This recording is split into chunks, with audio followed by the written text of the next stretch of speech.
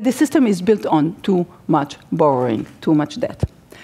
It's a very simple idea, but when you start looking at banks as borrowers, as people who take on a lot of debt on themselves, which is not usually the way you think about it, but it is really key to understanding what's wrong with them, you realize that's kind of that's an addiction that they have, and that we have a system that actually paradoxically and perversely feeds that addiction and enables this addiction.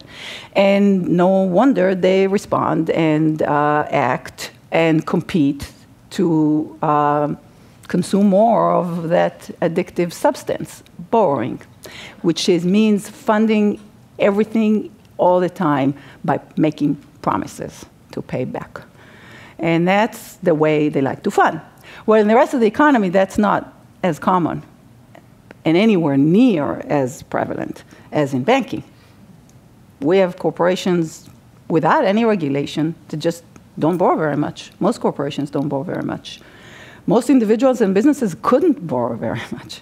They couldn't borrow as much as the banks could. Nobody gets to those levels of borrowing. We're talking about buying a mansion with a little bit of down payment for a corporation that has access to investors like other people. Look at all the high-tech companies where I come from. They don't bother borrowing. And we don't force them not to borrow. So banks are corporations.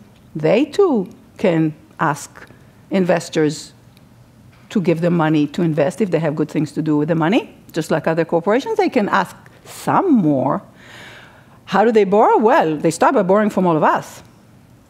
Our deposits are their debt.